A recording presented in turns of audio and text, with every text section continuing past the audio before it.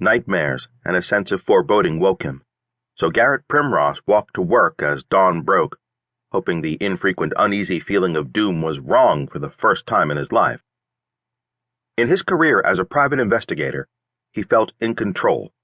He knew what he was doing, and at work he might be able to avoid or mitigate any disaster that might be looming today. As he approached the back entrance of his shabby office building located in a lower-middle-class neighborhood, a cat hissed, and a group of 7 intelligent feral cats slipped from the shadows within the alley.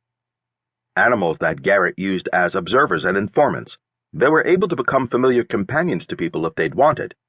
Most didn't. They preferred the wild and free life, with regular meals and occasional petting.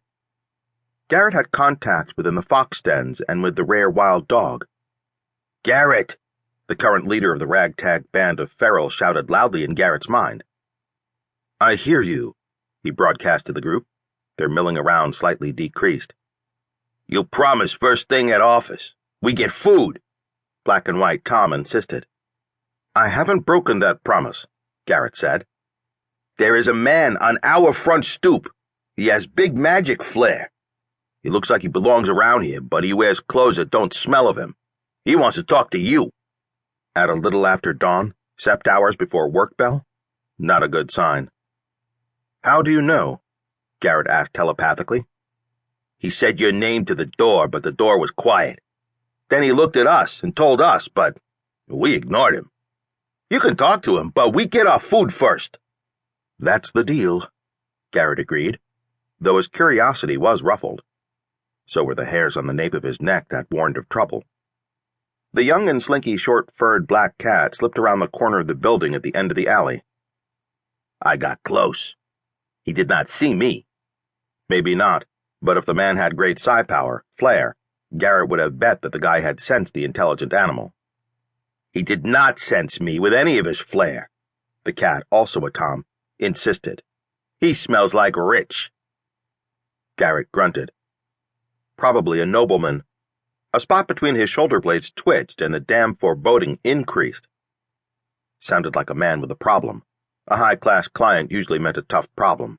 The last one had included theft, kidnapping, and murder. "And he smells like a long-eared, bald-tailed housefluff familiar companion," the black cat that Garrett called Sleek Black continued. More interesting, but still not enough data for Garrett to figure out who the guy might be. "And he smells like residence." Only the greatest nobles on the planet lived in residences, houses as intelligent as these animals, and a lot longer lived. Interested, Garrett asked, "What do residences smell like?" Cats would sometimes answer, but usually not unless they wanted something from him.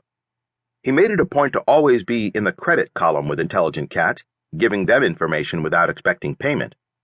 It had irked him at first, then he'd suggested and accepted it as a cost of doing business.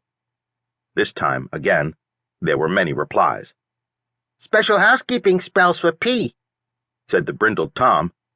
"And for puke," said the fat brown tabby female.